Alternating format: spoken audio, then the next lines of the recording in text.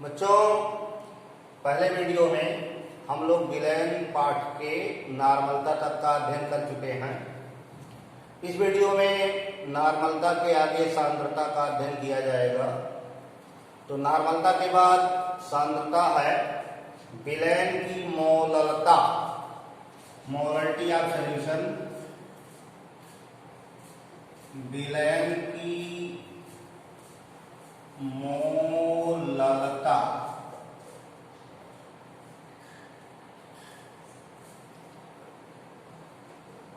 Molality of solution.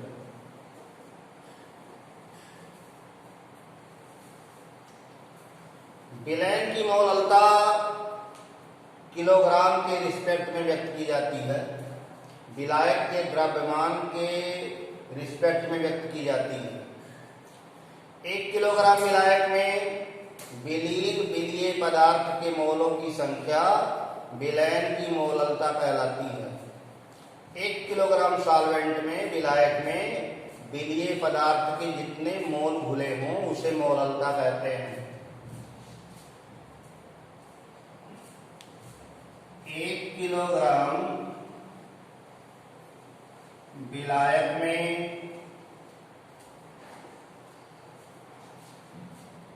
विलीन विलीय पदार्थ के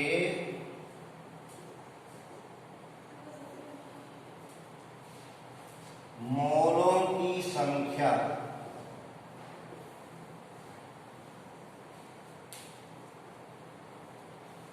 विलयन की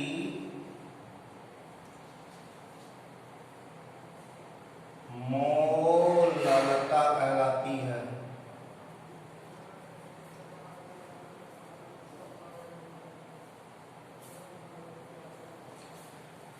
एक किलोग्राम सॉल्वेंट में विलीय पदार्थ के जितने मोल विलीन होंगे उसे विलयन की मोललता कहते हैं। मोललता बराबर मोलरिटी ऑफ सॉल्यूशन, विलीय पदार्थ के मोलों की संख्या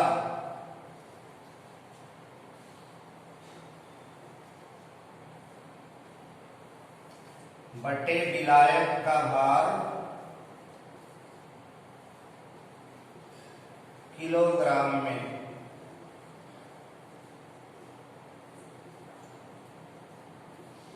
ये फार्मूला है मोललता ज्ञात करने का।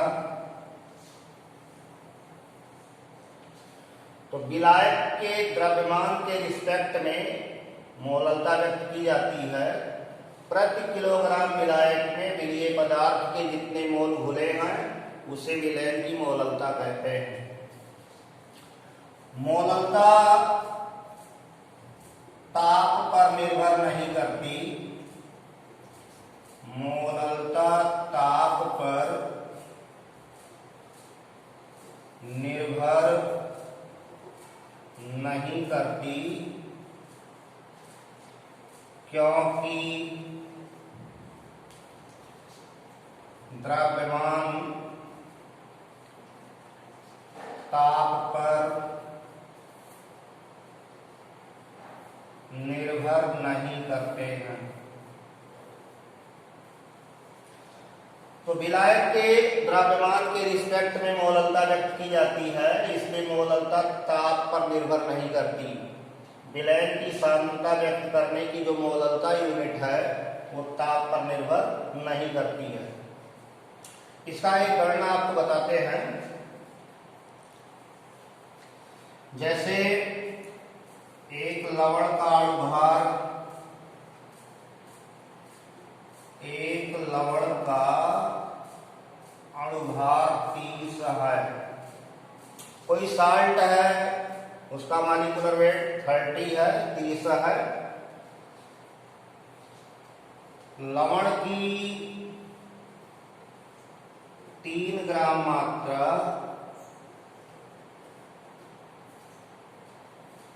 250 ग्राम जल में विलीन है। तो इस लवण की 3 ग्राम मात्रा 250 ग्राम जल में घुली है। विलयन की मौललता ज्ञात कीजिए।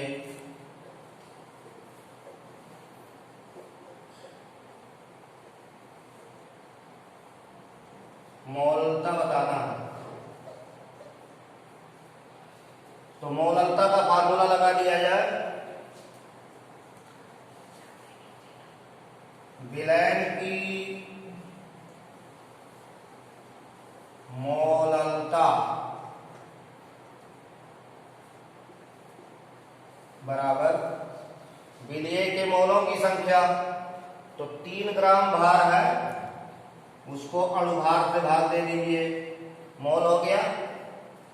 और विलायक जल है 250 ग्राम, इसको 1000 से भाग दे 2 किलोग्राम बन जाएगा। तो बराबर हो गया 3 गुणे 1000 बटे 30 गुणे 250। 250 से इसको काटिए 4 आएगा, और 3 से इसको काटेंगे 10 आएगा, बराबर 0.4 मोलल या मोल प्रति किलोग्राम विलायक। तो ये विलयन की मौललता आई 0.4 मोलल। इसी प्रकार दूसरी गणना कर सकते हैं।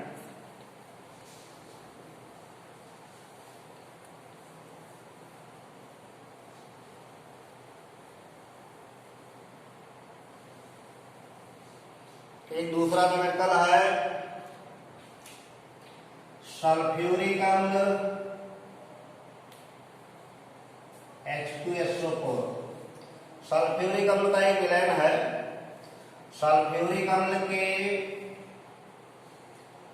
16% विलयन W/W। सल्फ्यूरिक अम्ल का एक सॉल्यूशन है जो भारानुसार 16% है। जलीय विलयन का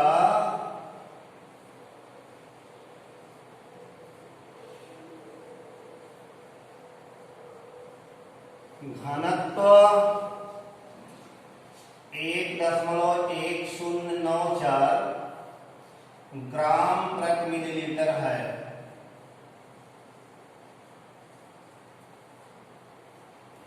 विलयन की मौललता ज्ञात कीजिए।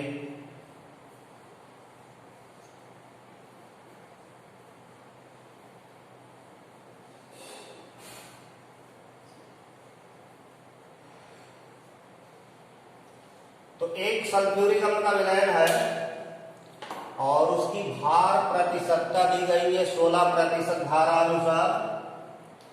मतलब 100 ग्राम विलयन में 16 ग्राम सल्फ्यूरिक अम्ल घुला है, और ऐसे विलयन की मौललता बतानी है। तो इसकी गणना इस प्रकार करेंगे।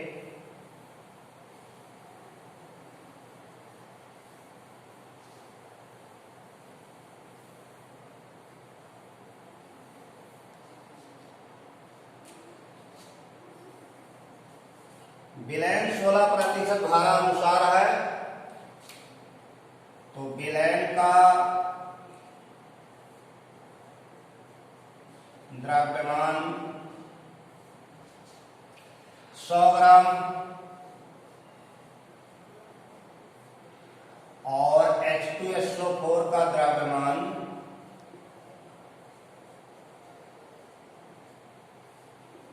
ये 16 ग्राम है।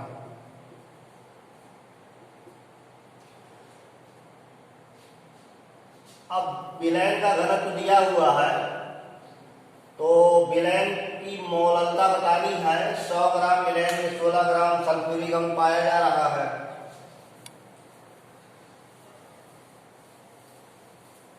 तो मौललता बताने में विलायक का द्रव्यमान चाहिए।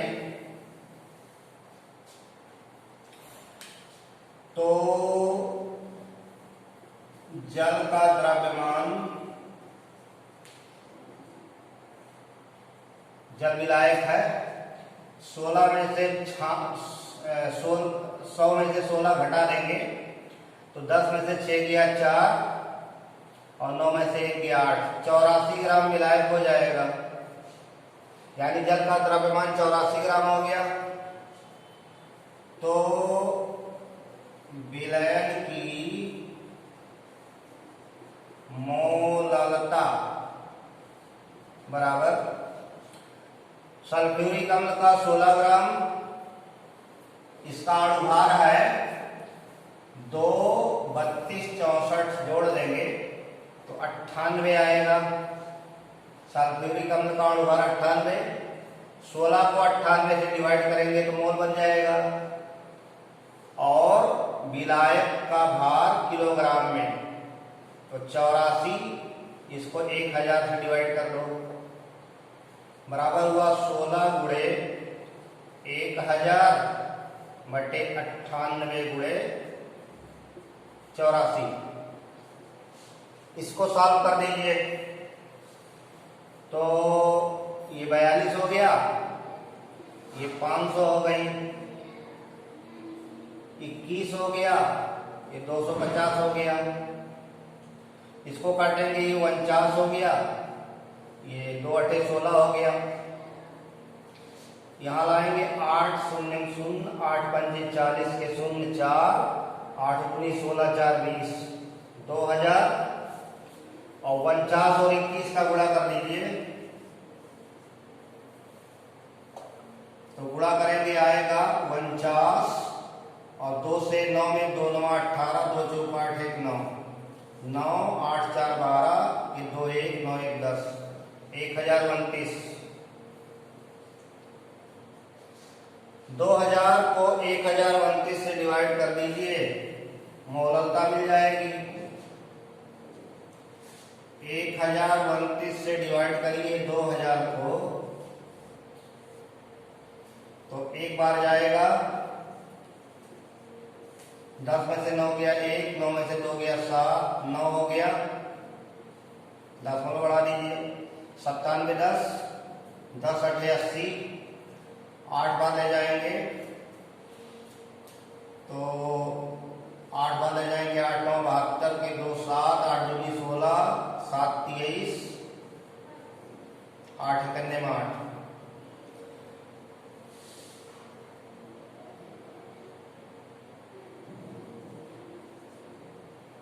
9 बार जाएगा, 92 61, 10 में से 1 गया 9, 10 में से 6 गया 4 और 6 में से 2 गया 4,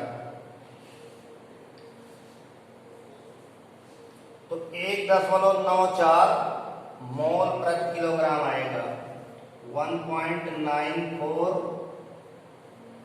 मोल प्रति किलोग्राम विलायक। इसमें विलयन के घनत्व की कोई आवश्यकता नहीं है अगर मोललता बताना है तो, और मोललता बताना हो तो डेंसिटी की आवश्यकता होगी, क्योंकि यहाँ विलयन का आयतन लीटर में दिया जाता है। तो इस तरह विलयन की मोललता की गणना करते हैं। अगला कंसंट्रेशन यूनिट है मोल फ्रैक्शन, मोल प्रभाज्य।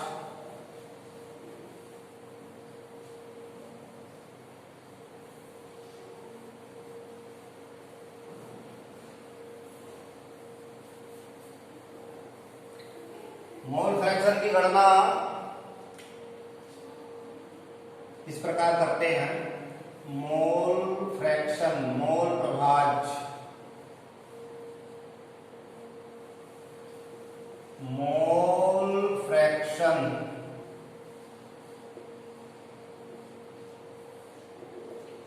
मोल प्रभाज्य मोलों का अनुपात होता है।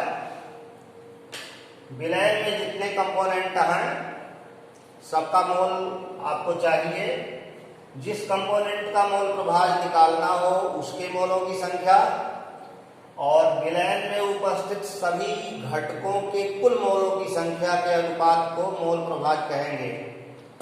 तो किसी घटक का मोल प्रभाज्य विलयन में उपस्थित उसके मोलों की संख्या और कुल घटकों के कुल मोलों की संख्या संख्या का अनुपात है। मोल फ्रैक्शन एक अनुपात है, रेशियो है मोलों का, इसलिए इसकी कोई यूनिट नहीं होती, कोई मात्रक नहीं होता।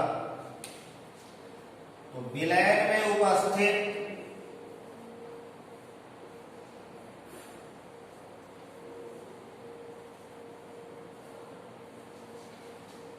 किसी घटक का मोल प्रभाज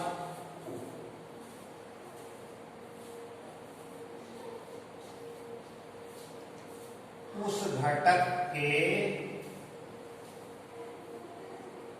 मोलों की संख्या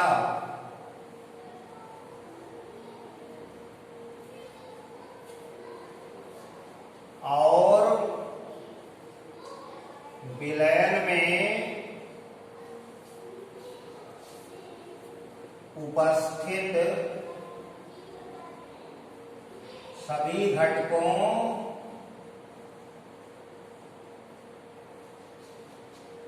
के कुल मोलों की संख्या का अनुपात होता है। तो मोल प्रभाज एक अनुपात है, मोल फ्रैक्शन एक रेशियो है। जिस घटक का मोल आपको ज्ञात करना होगा उसके मोलों की संख्या और सभी घटकों के कुल मोलों की संख्या का अनुपात है। जैसे माना एक द्विअंगी विलयन में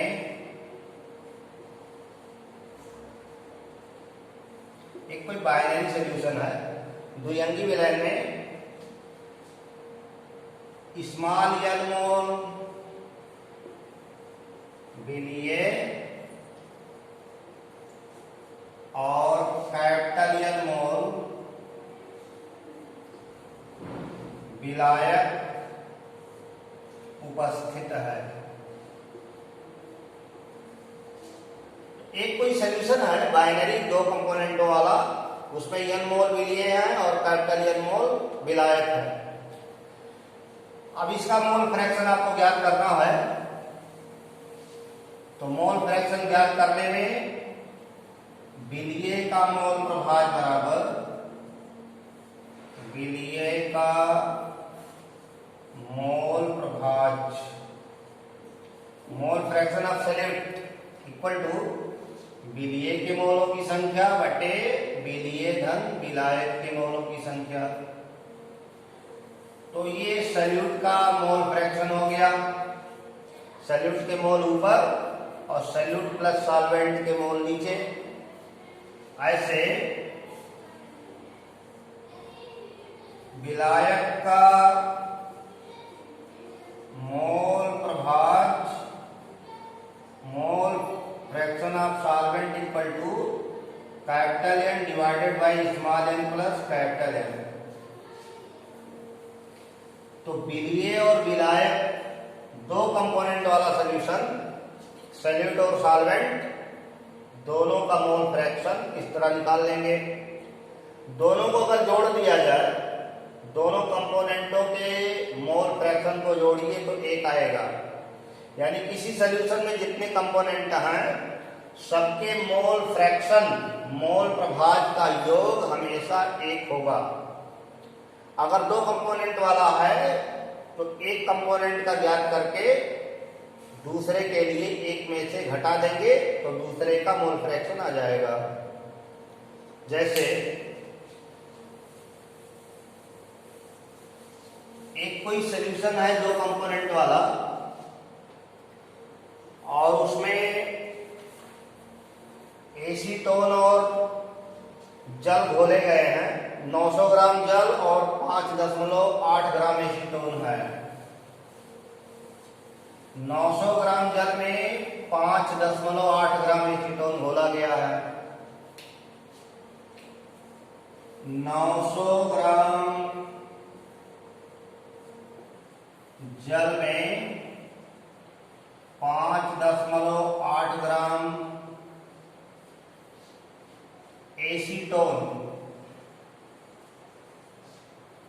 एसीटोन एक कीटोन है, तो ये दोनों हैं 5.8 ग्राम एसीटोन उपस्थित है।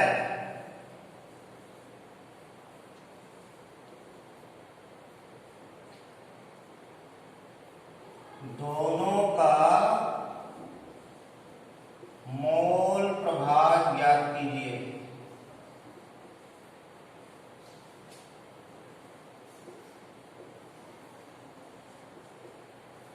तो दोनों का मोल फ्रैक्शन बताना है, तो एक का अगर ज्ञात हो जाए तो दूसरे का निकल जाएगा। तो पहला कार्य है ग्राम भार को मोल बनाना। इसके लिए जल का द्रव्यमान बराबर, जल का द्रव्यमान दिया है 900 ग्राम और जल का अणुभार या मोलर द्रव्यमान ये 18 है। तो जल के मोलों की संख्या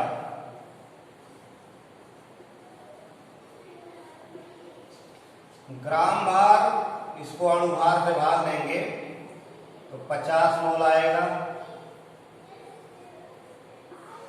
900 ग्राम जल 50 मोल के बराबर है।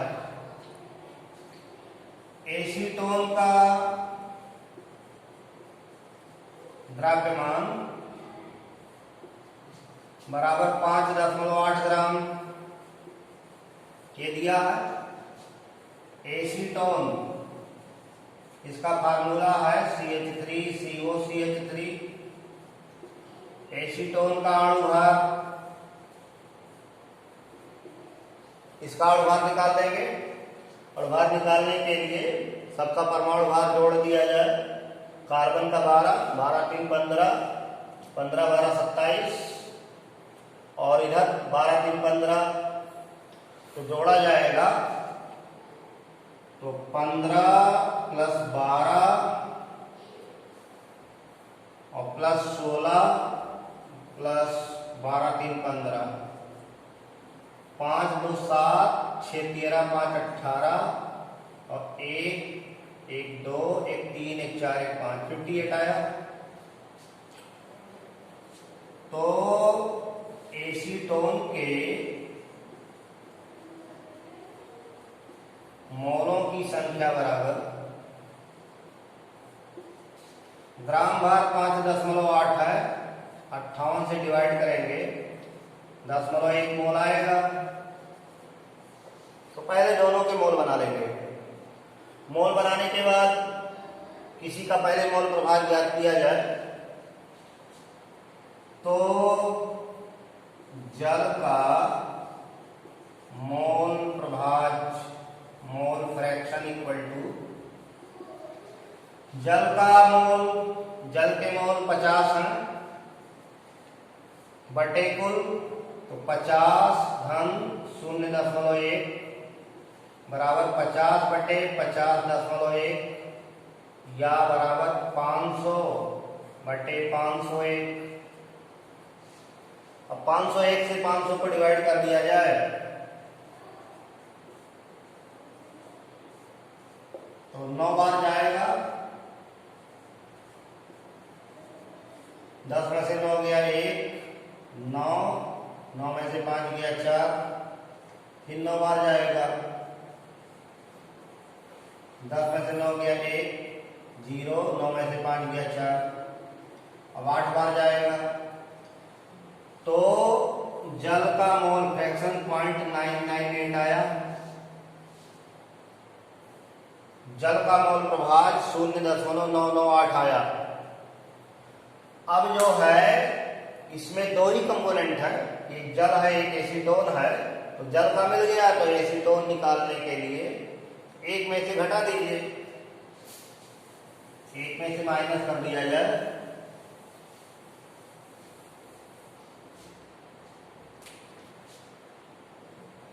तो एसीटोन का मोल प्रभाव बराबर mole fraction of acetone equal to 1 minus 0.998, this is equal to 0.002। तो ये दोनों आया, ये जल का हो गया, ये एसीटोन का हो गया। तो बच्चों हम लोग इस वीडियो में मोल प्रभाव तक का अध्ययन किए हैं। इसके आगे का अध्ययन अगले वीडियो में किया जाएगा। धन्यवाद।